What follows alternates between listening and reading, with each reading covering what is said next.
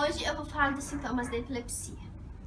As crises epilépticas ocorrem de várias maneiras, mas a mais conhecida e a mais comum é a crise convulsiva, e é a forma conhecida também como ataque epiléptico. Nesse tipo de caso, as pessoas podem cair no chão e apresentar contrações musculares em todo o seu corpo. Também pode ocorrer mordedura da língua, salivação intensa, respiração ofegante e às vezes até urinação. Esse tipo de crise dura de alguns segundos até 2 a 3 minutos. Outro tipo de crise é a crise de ausência ou de desligamento, onde a pessoa fica com o olhar fixo e perde contato com o meio à sua volta durante alguns segundos. Essa crise pode ser curtíssima e muitas vezes não é percebida pelos familiares e pelas as pessoas à sua volta. Há um tipo de crise que se manifesta como se a pessoa tivesse algum tipo de alerta. E essa crise, ela...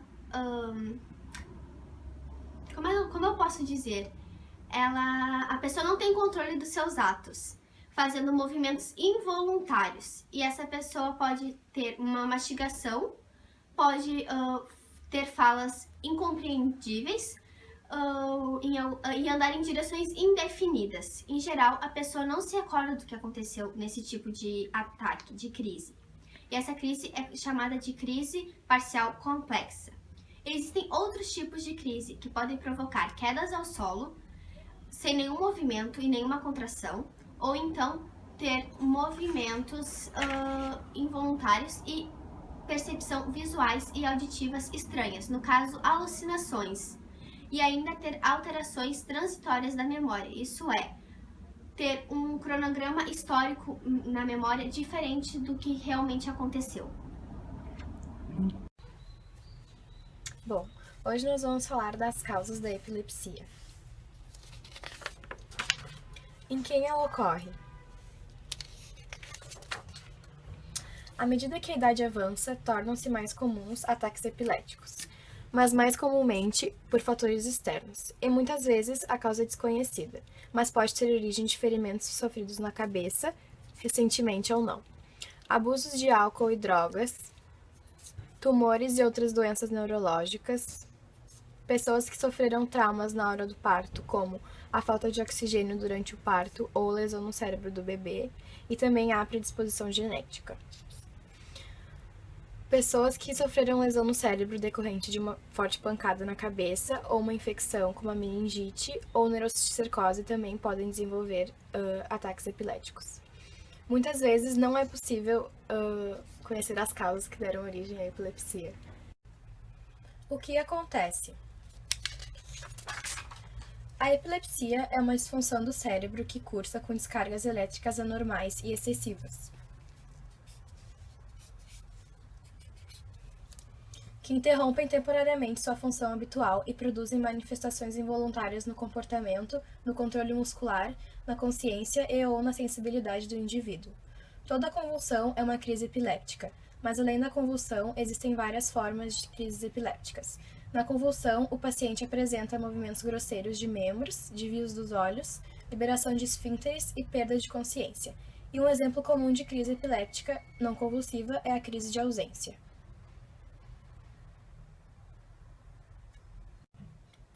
Onde acontece?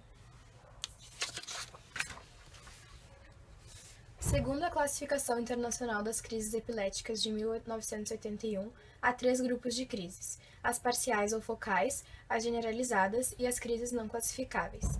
As crises parciais ou focais são caracterizadas pela ativação de uma parte do cérebro específica.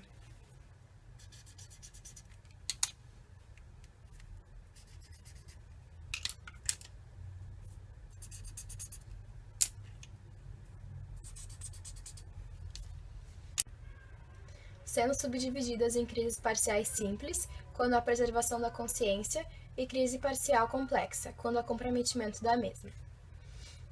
As crises generalizadas são aquelas em que há envolvimento desde o início de amplas áreas de ambos os hemisférios cerebrais.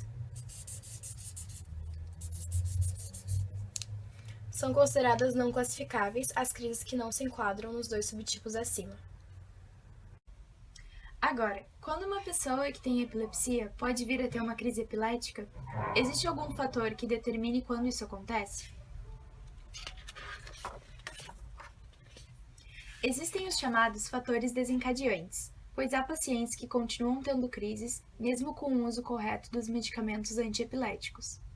De acordo com o aparecimento das crises epiléticas, elas podem ser divididas em ocasionais, cíclicas ou desencadeadas. As crises ocasionais constituem a maioria das crises e geralmente não se consegue evidenciar a razão de seu aparecimento. As crises cíclicas se caracterizam pela existência de fatores que levam a um aumento normal do funcionamento cerebral, podendo ocasionar crises. A periodicidade das crises cíclicas pode estar ligada ao ciclo de sono, vigília e fatores hormonais, como menarca, menstruação e menopausa. Já dentre as crises desencadeadas, existe uma forma rara de epilepsia, chamada epilepsia reflexa, onde as crises acontecem exclusivamente perante um desencadeante específico, que pode ser barulho, leitura, música ou outras coisas. Um tipo de epilepsia reflexa é a epilepsia por fotossensibilidade, cujas crises são provocadas por estímulos luminosos intermitentes, como a luz de videogames, boates ou até mesmo a luz do sol.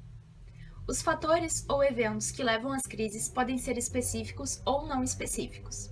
Dentre os fatores não específicos, podemos citar o estresse, privação de sono, suspensão repentina de medicamentos antiepiléticos e sedativos, febre, processos infecciosos, trauma craniano e várias alterações tóxicas e metabólicas, que incluem hipóxia, hipoglicemia, diminuição do cálcio sanguíneo, alterações renais e descompensação diabética.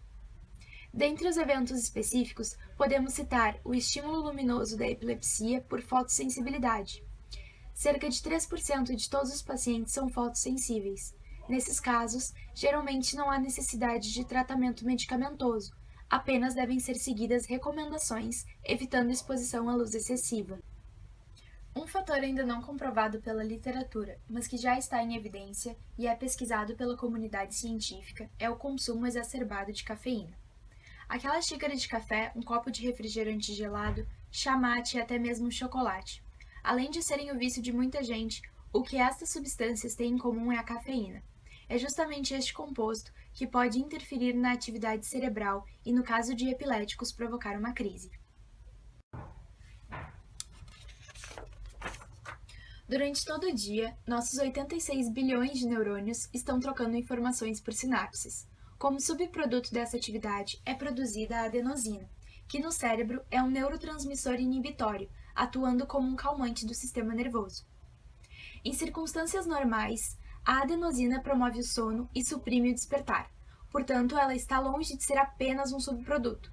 O sistema nervoso monitora ativamente a quantidade de adenosina através de receptores.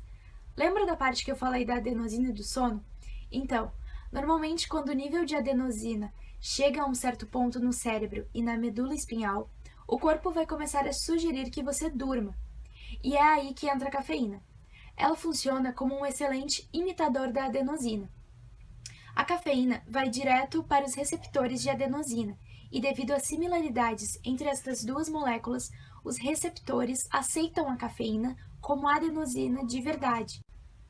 Mas, ao invés de ativados, os receptores ficam obstruídos com cafeína, permitindo com que a dopamina e o glutamato, responsáveis pela transmissão de informações no cérebro, ajam livremente. Ou seja, a cafeína não nos deixa mais ligados, ela, de certa forma, inibe nosso sono. É assim que a cafeína age como um estimulante. Por que a epilepsia ocorre? Existem múltiplos fatores que podem desencadear a epilepsia. A epilepsia pode ocorrer devido a qualquer funcionamento que afete o cérebro direta ou indiretamente. É mais comum em pessoas que já apresentam outras condições que afetam o cérebro, como paralisia cerebral.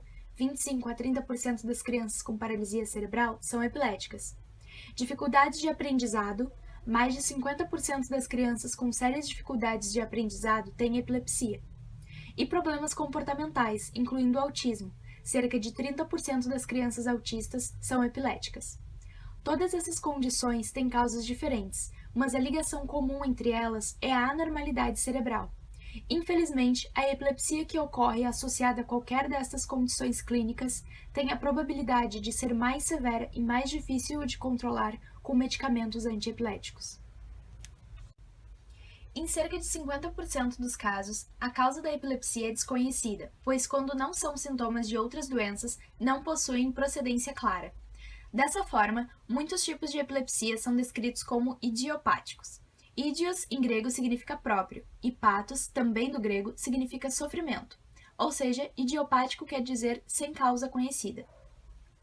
Parece provável que alguns destes casos idiopáticos possam ter alguma causa genética. Os genes são partes da célula humana que determinam quais características herdamos de nossos pais, controlando como nossas células crescem e se comportam. Acontece que pode dar alguma coisa de errado com esses genes, sendo chamados de genes anormais, e pode ser que um ou mais genes anormais sejam responsáveis por causar a epilepsia. Assim, estas mutações em genes que contêm as informações para a produção dos canais por onde passam os íons de sódio na membrana do neurônio causam epilepsia.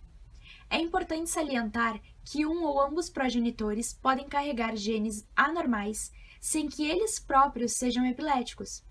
Dessa forma, a síndrome poderá se manifestar em seus filhos. Os genes herdados pelos filhos são uma questão de sorte, e isso vale também para os genes anormais.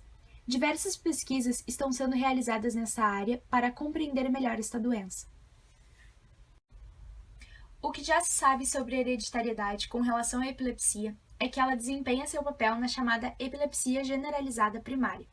Se não houver histórico familiar deste tipo de epilepsia, então uma criança tem no máximo de 0,5 a 1% de chance de desenvolvê-la. Se alguém na família, pais ou irmãos, apresentar este tipo de epilepsia, a chance de uma criança nascer com um tipo semelhante de epilepsia aumenta para 5 a 10%. Quando a causa é conhecida, a epilepsia é descrita como sendo sintomática ou secundária. Dentre as causas conhecidas estão traumatismos de parto e traumatismos cranianos que provocam cicatrizes cerebrais, ferimentos sérios na cabeça que vêm seguidos de um longo período de inconsciência ou perda de memória, fraturas cranianas nas quais a ponta do osso craniano quebrado foi forçada para baixo e penetrou no cérebro, formação de coágulo no cérebro, doenças infecciosas como meningite e encefalite, hipóxia cerebral no momento do nascimento do bebê, neurocisticercose, acidentes vasculares cerebrais hemorrágicos ou isquêmicos, tumores, malformações tanto vasculares quanto cerebrais e abuso de bebidas alcoólicas ou drogas. Recentemente foi descoberta uma nova causa para a epilepsia do lobo mesial temporal, a ELTM, um tipo de epilepsia focal que apresenta grande relevância clínica em razão de alta incidência e gravidade. A explicação é que a ELTM seria causada por uma doença autoimune que ataca o lobo mesial temporal. Quando ela ataca, essa parte do cérebro inflama, e de tanto inflamar, o lobo mesial temporal atrofia. Ou seja, é uma autoimunidade contra uma parte específica do cérebro. Ela pode ser tratada através de uma cirurgia ressectiva, na qual é retirada a parte do cérebro que está causando as crises. Muito bem, eu tô aqui para explicar 2 das 4 fases da epilepsia. Então, vamos lá? Primeira fase, a fase prodrômica. Essa fase ocorre horas ou dias antes da crise real. E nessa fase, a gente teria alguns sintomas, que seriam insônia, irritabilidade, bipolaridade e depressão. Com isso, concluímos que seria uma fase alarmante da epilepsia, ou seja, a pessoa que tem esses sintomas poderá ter a epilepsia e já se prevenir. Assim, passamos para a terceira fase, que seria a fase ictal. Aí, o que seria a fase ictal? Quando o paciente começa a ter crises mentais, ou seja, perda de memória recente, não conseguindo relatar coisas do cotidiano. Sabemos que 30 a 70 pessoas que têm epilepsia concretizam essa fase.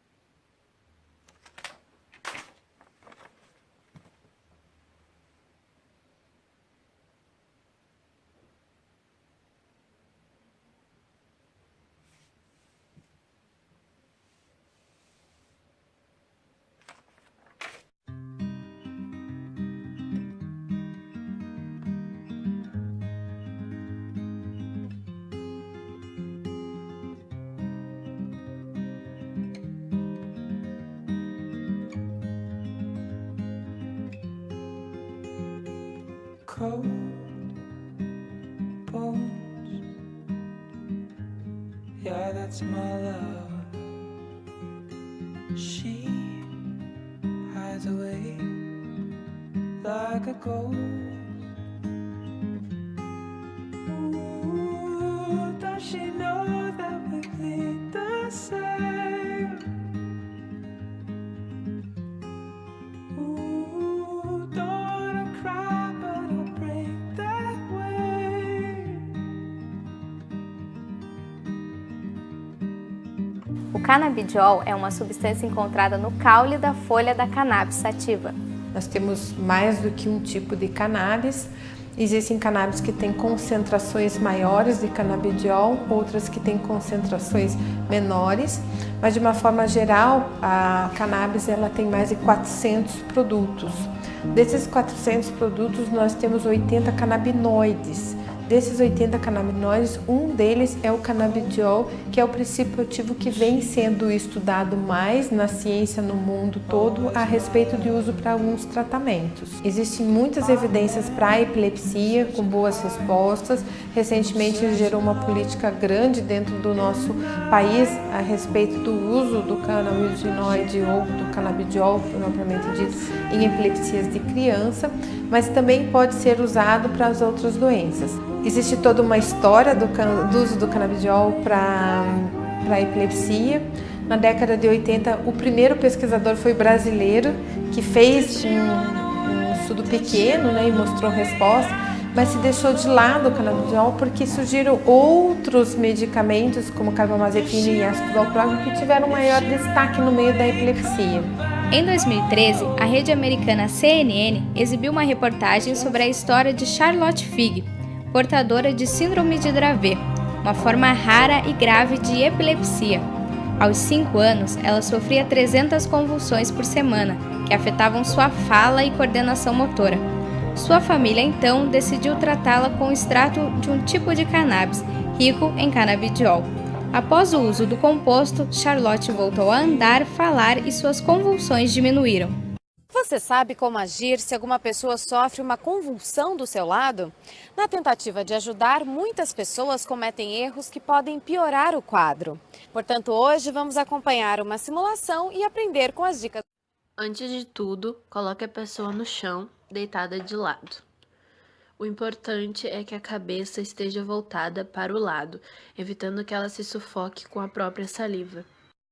Coloque-a em um lugar confortável e retire de perto todos os objetos em que ela possa se machucar, retirando a manta, óculos, relógios, pulseiras, etc. Levante o queixo para facilitar a passagem de ar e afrouxe as roupas.